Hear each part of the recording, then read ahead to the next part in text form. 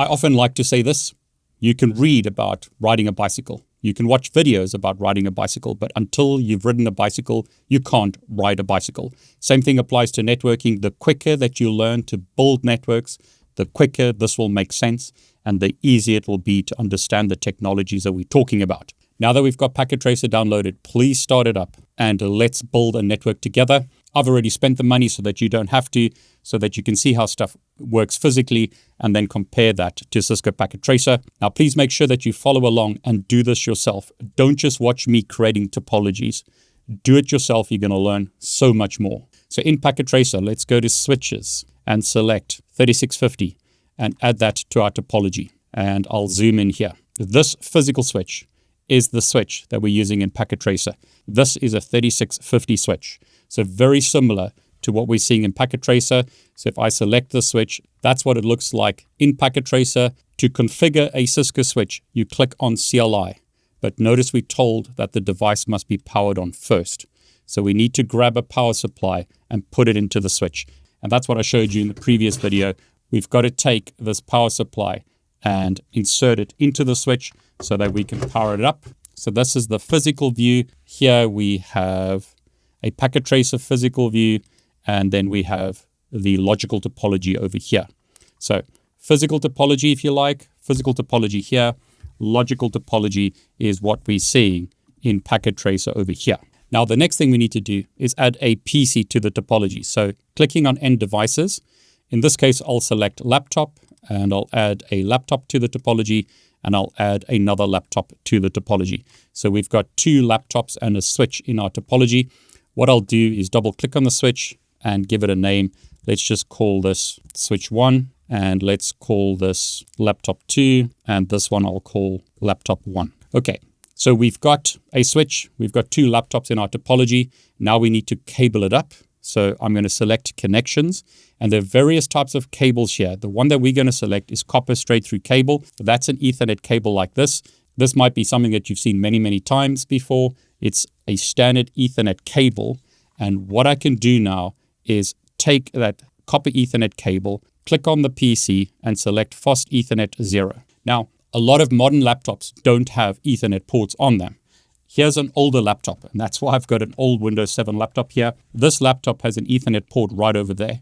So I could connect Ethernet on the laptop and then connect it to the switch as follows. So what I'm doing is selecting Fast Ethernet on the laptop and then clicking on the switch. I have various interfaces, USB console, but I'm going to select the first Ethernet interface, gigabit 101. A lot of this may not make sense right now, but you're going to learn a lot as we go through the course. I'm going to repeat various things, and you're going to understand those numbering systems for the interface. You're going to learn a lot as we go through the course. I just want you to get started creating networks, because you'll learn a lot more that way. So if we look at the laptop, notice here, when I zoom in, this laptop has a fast Ethernet interface. So it has a Ethernet port like this. So very similar to this old laptop. Again, a lot of modern laptops, like the ones that I've got over here, don't have physical Ethernet ports. What you've got to do is you've got to use something like this to connect them to the network. So we've got USB on the one side and then an Ethernet connector on the other side. That's how you replicate what's happening in Packet Tracer physically.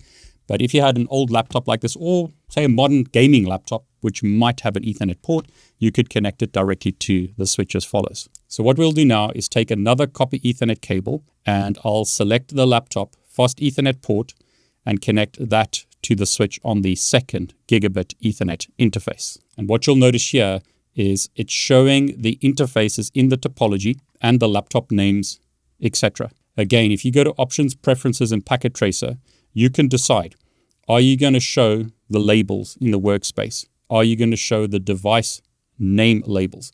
Are you going to show the model labels? So what I like to do, because I don't like the way that Packet Tracer does this, is I like to go to the top here and select Place Note, and then I create my own interfaces.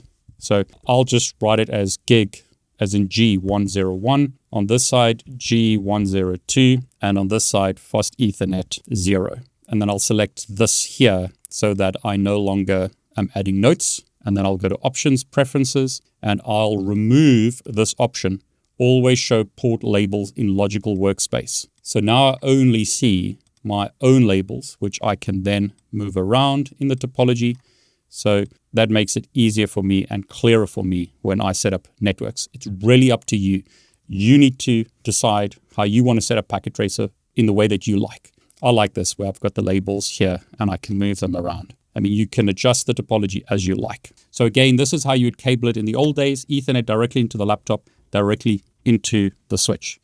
But I'm not going to use an old Windows 7 laptop to replicate this. I'm also not going to use an older switch like this. I'm going to use a modern switch and show you how to build this with modern devices. So with the power of editing, let's change this topology to something more modern. Okay, so now I've got two modern Windows 11 laptops. I've also got modern switches here. In this example, I've got a C9200 CX switch and another one here. I've only powered up the one at the moment, and that's the one that we'll use to build this topology together. So here's the Packet Tracer network, here's the physical network. Now, because this is a modern laptop that doesn't have Ethernet ports, what I need to do is plug in the USB to Ethernet converter, and now I could take my Ethernet cable and plug it into, say, port 1 over here, and then plug the other cable into the computer. Now, because I don't need such a long cable, I'll just use this little cable here. But literally all I'm doing is taking Ethernet and plugging it into the laptop. And what I've done now is move the cable under the switch, but that's how the laptop is connected to the switch. So PC is now connected. Let's say this is PC 1 or laptop 1 to the switch. So the laptop is now connected to the switch, very similar to our diagram. Let's say laptop 1 connected to the switch. Now on laptop 2, I need to do something similar. In this case, this is a USB-C adapter. So USB-C to Ethernet converter. So I can now plug that into the laptop and then plug Ethernet into that to give me a connection to my switch. So I've plugged that into the laptop, and I can now plug that into the switch.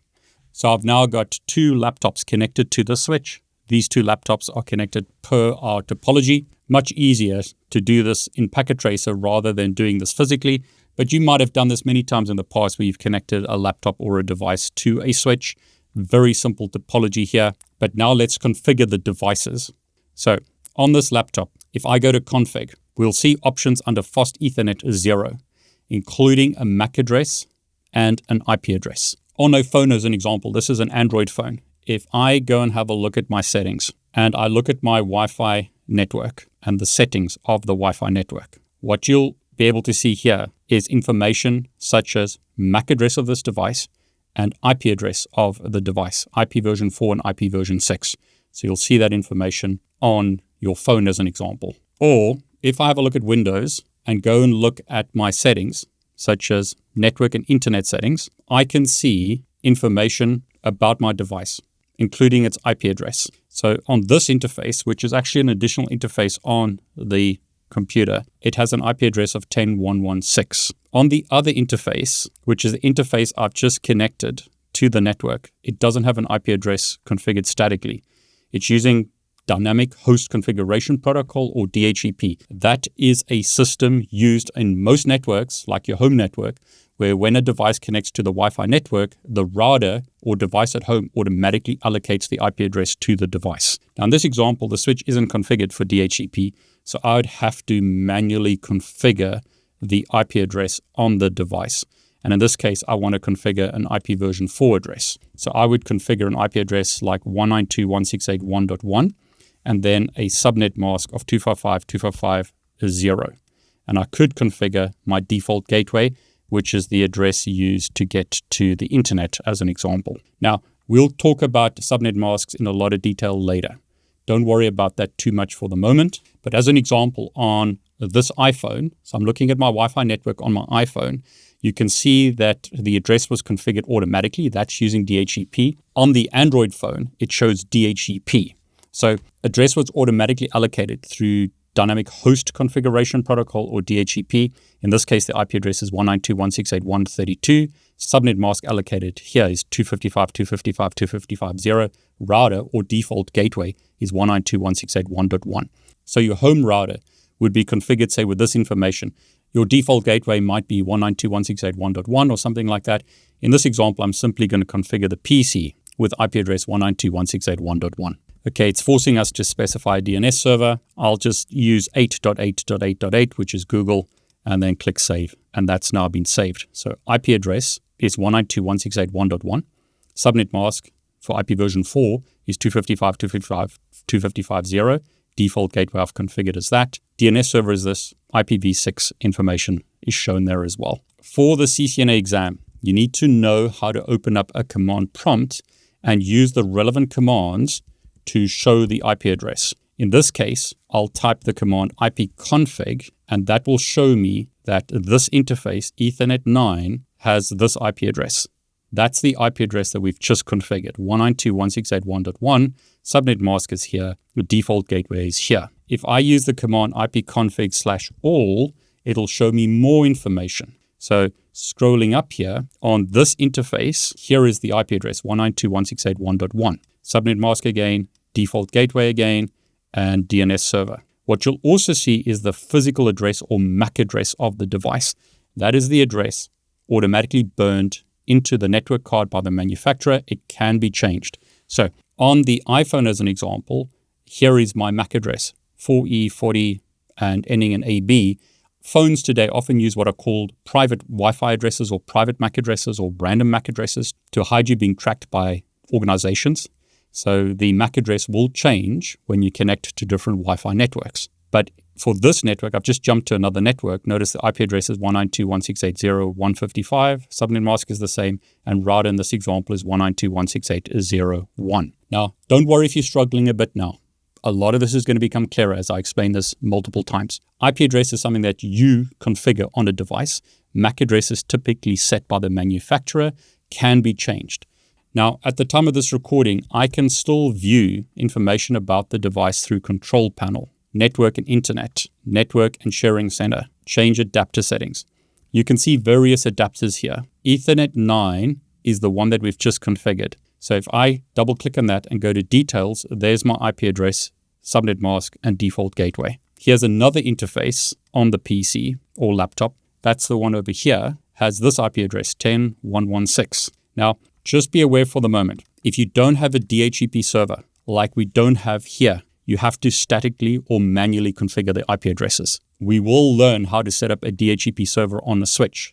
But for the moment, on laptop 1, we have to manually set up the IP address. So I'm going to set it to 192.168.1.1, and notice the subnet mask is automatically populated with 255.255.255.0. The MAC address is set, but I'm going to change it, and I suggest you do as well to make it simple. Now, a MAC address consists of 12 hexadecimal values. This is not decimal, this is hexadecimal. We'll cover that in more detail in a moment.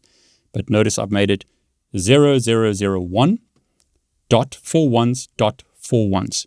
If you don't know what hexadecimal is, it's basically a numbering system like decimal or binary. I'll cover that in other videos. But essentially what we've done now is we've configured the device with an IP address and MAC address. On the physical Windows computer, I just configured the IP address. I didn't try and change the MAC address. So going to desktop, going to command prompt, that's similar to opening up command prompt or CMD on a Windows computer. So there's physical Windows. Here's Packet Tracer. I could now type the command ipconfig, and it shows me my IP address, subnet mask, and it shows me that I don't have a default gateway configured at the moment. If I went to config, interface, I can see my IP address, subnet mask, etc. But if I go to settings, I can configure my default gateway and my DNS server. DNS or domain name system is basically a way to take a name like google.com and convert that to an IP address. We'll cover that in more detail later. But I'll set the default gateway to 192.168.1.254, and I'll set the DNS server to Google as an example, even though that's not what we're going to use here. But notice, please, when I type ipconfig now, I see my IP address, I see my subnet mask, and I see my default gateway. If I type ipconfig/all, I see IP address, subnet mask, default gateway, and now DNS server. And in addition, I see my MAC address. make sure that you know these commands. So you need to know that ipconfig shows you your IP address on a computer, as an example. In this case, Packet Tracer or Windows. On Linux or on Mac OS, there's different commands. But what we've now done is configure an IP address on this PC. Now again, if you're struggling with what I'm doing here, don't worry, I'm going to repeat this multiple times. So let's do the same thing right now on laptop 2. So on laptop 2, if I go to config, fast Ethernet, are we using DHCP or dynamic host configuration protocol? The answer is no. We're going to statically or manually configure an IP address. And in this case, I'll set it to 192.168.1.2. So going back to this PC and its config, fast Ethernet, it had an IP address configured as 192.168.1.1. And on the second PC, we're configuring it as 192.168.1.2. You're going to come across this concept of a subnet, which is devices that are on the same network, or segment is the term that we use in Ethernet. Don't worry again too much for that now. Moral of the story is these two devices should be able to talk to each other. We'll cover that again in more detail later, but what I'll do here is I'll change the MAC address to 0002, followed by 4 2s, followed by another 4 2s. If I look on my physical Ethernet PC, you'll notice it's shown as that. Physical address or MAC address is shown as that. And what you'll notice is there's 2, 4, 6, 8, 10, 12 values in hexadecimal. This is hex. Notice the F here, or the E, or the C. That is the physical MAC address of my Windows computer. Here, I'm just going to make it easy to read by 1s on the left, 2s on the right, so that we know which is PC1 and which is PC2. On the second PC, let's set the default gateway to 192.168.1.254 and the DNS server or domain name system server to 8.8.8.8. Again, I'm going to go to desktop and I'm going to open up a terminal and I'm going to type ipconfig, and there is my IP address, 192.168.1.2. We can see the subnet mask, we can see the default gateway. And can you remember the command to see the MAC address and the DNS server? It's ipconfig /all. Notice IP address, subnet mask, default gateway, DNS server, MAC address of the device. Same thing on this device. ipconfig /all. We see MAC address, IP address, etc. Okay, so what we've done now is configure 2 devices and connect them to a switch. Hopefully we'll be able to communicate from one device to the other. But just before I do that, let's do it on the Windows computer at the top there. And in my case, because I'm old, I like to use Control Panel, even though Microsoft are threatening to take it away. So I'm going to type Control Panel and search for that. Go to Network and Internet, Network and Sharing Center. Go to Change Adapter Settings. Here are all my adapters on my computer. I've got quite a few of them. I've got multiple network cards here. This is the one we're going to configure. So Ethernet 2, details. The IP address shown here is a special IP address. We'll talk about that later, 169.254 something something. That basically means that we haven't configured the IP address manually, or it hasn't been given an IP address through DHCP. So I'm going to go to Properties, scroll down, double click on TCP IP, and here I can configure the IP address manually as 192.168.1.2, my second PC. Subnet mask is automatically being filled in. I can specify my default gateway, which I'll do as that, and then I can specify my DNS server. So a different way to configure a device. You should know this for the real world. Multiple ways to configure it. Again, I could have gone here, gone to Settings, go to Network and Internet. Ethernet 2 is my interface. Click on Properties, and notice here is my IP address. I could click Edit and then fill in the details as I showed you on PC 1 or laptop 1. But notice there are the details configured on the PC. Okay, so I have now got 2 physical computers configured with IP addresses. Both of them are connected to the switch. In Packet Tracer, I've got 2 laptops, virtual laptops or simulated laptops if you prefer. And hopefully what I'll be able to do now is communicate between the 2 of them. Now, an application that you need to learn is ping. Ping basically sends a message into the network saying, are you there? So if I ping from one laptop to the other, laptop 1 could send a message into the network saying, laptop 2, are you there? And if laptop 2 is there, it will reply and say, yes, I'm here. So it's called an echo and echo reply.